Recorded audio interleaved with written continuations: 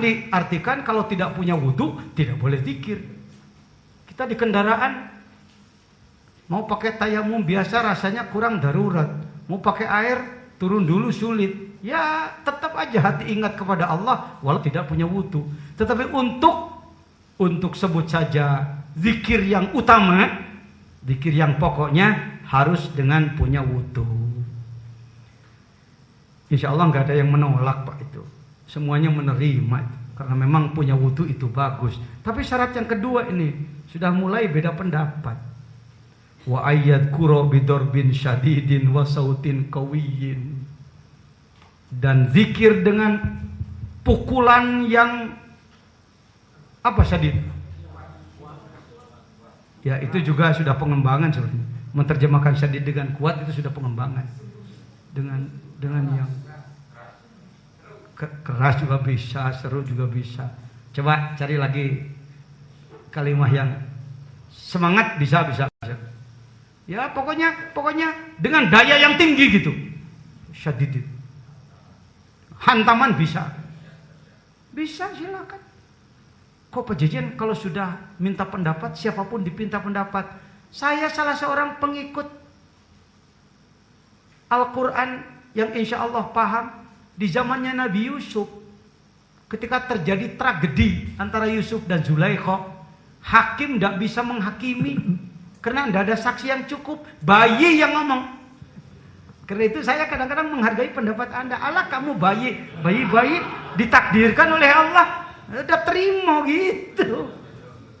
Pak, kenapa saya sekarang oleh Al-Mukarram Al-Habib Lutfi dipercaya sebagai Rois 4 di Jamiah Thariqah Nasional? Antara lain karena kerja saya dulu tahun 2000 menjadi Sohibul Bed konferensi Jamiah Thariqah tingkat Jawa Barat. Antara lain yang menjadi kesan baik adalah karena seluruh peserta saya inapkan di hotel. Kita NU paling pintar cari alasan. Jadi karena kita dulu dari pondok, maka kalau kita kumpul-kumpul di pondok aja, tidak usah di hotel, karena ada punya duitnya. Tapi itu kan gak dibicarakan. Saya pun dulu mengambil keputusan, sudahlah di rumah masyarakat atau di madrasah. Ada orang sekelas bayi yang namanya Ade Sutarjo, ikhwan bodoh, gak diperhitungkan, ngomong, pengalsa, kalau para ulama yang mulia itu disimpannya di rumah masyarakat, bagaimana kalau mau tidur bayinya nangis, nanti terganggu. Ini orang bodoh tapi alasannya sedikit masuk ini. Lalu nanti ada gelas yang tertendang oleh kaki, nanti pecah gimana? Jadi baiknya menurut kamu di hotel aja. Adek, saya katakan untuk makannya aja kita sudah repot 300 orang 3 hari. Tambah tidur lagi di hotel. Ya kalau memang saran diterima boleh. Tidak juga ada apa-apa. Saya berpikir, wah, ini orang bodoh mengusulkan kepada Syekhuna. Tapi saya ingat cerita apa? Cerita Nabi Yusuf. Akhirnya tak telepon. Hotel Melati aja lah, belum berbintang. Hotel Melati di dekat pesantren saya. Assalamualaikum Pak Ketut, orang Bali, manajernya. Pak Ketut, udah ada ponakan saya ke situ, sudah Pak. Jadi bisa menerima tamu saya nanti berapa? Siap 100 Pak, terima. Oh iya, 100 kalau 2 malam berarti 50 kamar kali sekian berarti berapa? Tidak usah repot Pak, 1,5 juta aja untuk bersih-bersih. 100 orang di hotel 1,5 juta. Gara-gara saran si kelas bayi. Itu makanya saya sering lihat gimana. Biasakan itu. Jangan kalau kita udah dikenal kiai, pendapat apa kamu? Nyantren di mana kamu? Berani yang melangkahi syah. Ini tajdid ini, pembaharuan ini dalam lingkungan kita ya.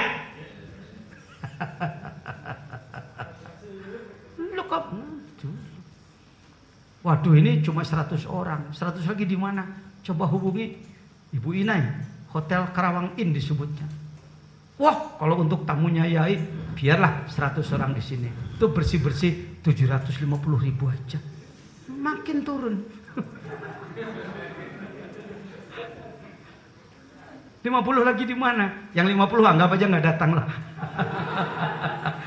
Gitu kan kalau punya acara. Tapi siap-siap. Ada hotel Intan, hotel Melati Intan. Bu Wawa namanya. Biarlah di kami 50 orang, 500.000 aja.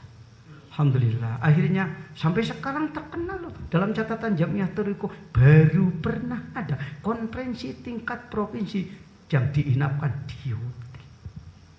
Alhamdulillah. Tidak, itu atas saran dari bayi. Maka di sini pun saya gimana. Tadi kan mau menerjemahkan syadid, saya tanya kawan-kawan. Sekaligus saya mendidik pada saudara-saudara supaya jangan sombong gitu. Mentang-mentang Anda ketua bidang dakwah. Mentang-mentang Anda siapa? Jangan. Dengarkan. Siapa tahu Allah menggerakkan lidah orang yang awam. Tapi itu dari Allah langsung. Bisa terjadi dalam tarekat seperti itu. Bagaimana mengartikan syadid? Banyak ya tadi ya. Makasih, itu kan? Saya juga punya sih. Tapi siapa tahu orang lain lebih baik daripada saya. Syadid. Wasautin kawi, dengan suara yang kuat. Saya tidak akan masuk dulu kepada selanjutnya. Ini yang banyak diperdebatkan. Awas, hati-hati, jangan ikut-ikut TKN dari Suryalaya. Zikirnya teriak-teriak. Gak santun, gak sopan. La ilaha illallah, la ilaha illallah, la ilaha illallah. Ini kitabnya ini.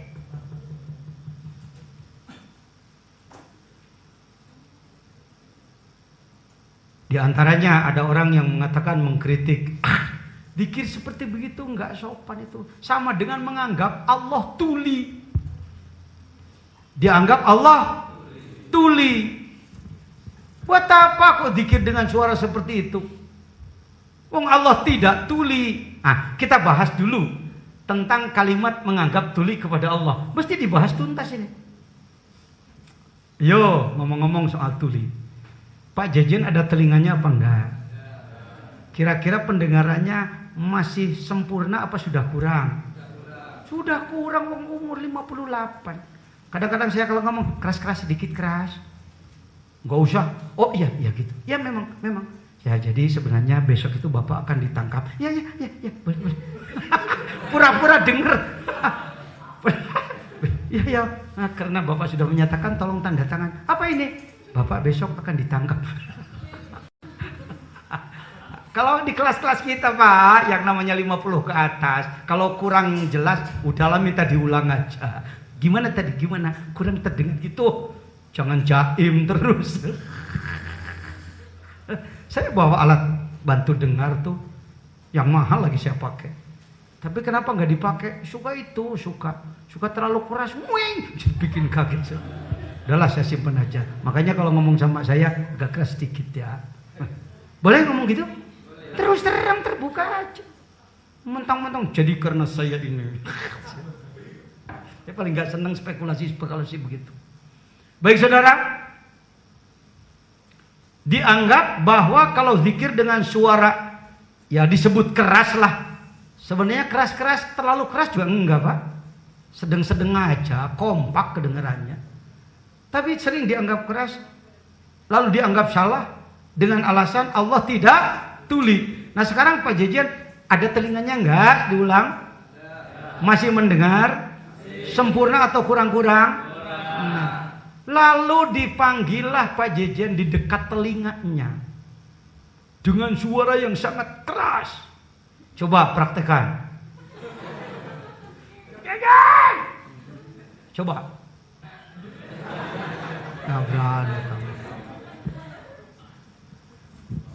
Kira-kira dampak dari suara keras itu apa saya? Pengang. Bahasa Jawanya apa? Ya, dalam bahasa Sunda katorekan. Iya, peng-pengan boleh.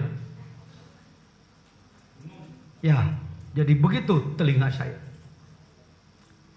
Kenapa saya dipanggil dengan suara keras, saya pengang? Kenapa? Bingung kamu? Karena mendengarnya pakai telinga. Karena mendengarnya dipanggil dengan suara keras jadi pengang karena saya mendengarnya pakai telinga. Oh, begitu. Jadi kalau begitu, menilai orang yang dikir suaranya keras menganggap Allah tuli, berarti Anda menganggap Allah bertelinga. Yang bertelinga itu makhluk. Jadi Anda menganggap Allah sama dengan makhluk. Jadi yang murtad, yang dikir suara keras, apa Anda yang menganggap suara keras menganggap tuli? Please. Banyak orang merasa benar. Tuh dikir, takian surya layak, teriak-teriak. Tuh menganggap Allah tuli. Pak, kami dikir begini bukan untuk memanggil-manggil Allah. Dan kalaupun kami suaranya keras, Allah nggak akan pengang telinganya. Kenapa? Karena Allah nggak pakai telinga. Kalau situ menganggap Allah pengang dengan suara begini, berarti Anda menganggap Allah pakai telinga. Jadi yang keliru Anda. Hati-hati. Pakai lagi jabatan saya, mohon izin, Rois. Jarang saya pakai gituan, kecuali dalam hal-hal yang sangat. Udah ada pertanyaan ya? Pertanyaan ini? Ya, untuk nanti ya, nanti sore, ba'da duhur, saya menjawab pertanyaan. Ya, kumpulkan aja. Mungkin sudah ada pertanyaan yang cocok dengan penyampaian saya. Ya. Oh, kasyap aja, bukan kasyap, kira-kira aja. Pakai otak aja biasa. Ya. Apalagi? Nah, kalau masih belum jelas juga dengan itu, saya akan melebar kepada apakah zikir itu hanya kalimat la ilaha illallah? Subhanallah zikir. Alhamdulillah zikir. Allahu Akbar zikir. Hizib-hizib sholawatan. Dalailul khairat, Quran, adzan, tanggung jawab ngomong. Ini di kampus loh. Bukan sedang ngomong di pinggir toko sana. Jadi ngomong di sini ada pertanggungjawaban. Sebab nanti akan ada laporan kepada rektor. saya tahu. Saya udah biasa di perguruan tinggi. Oh iya ya. Iya ya, di dikir itu banyak ya. Kalau la ilaha illallah seperti tadi, la ilaha illallah dianggap terlalu keras, saya akan bertanya zikir yang lain. Adakah zikir yang lain yang kita ingin dengan suara keras? Ada Quran. Hadirin sekalian, acara selanjutnya adalah pembacaan ayat suci Al-Quranul Karim. Akan dibacakan oleh Al-Mukarram Al-Ustadz Kiai Haji Muammar Z.A. Tetangganya Pekalongan kan? Dari Pemalang kan beliau, sahabat saya beliau.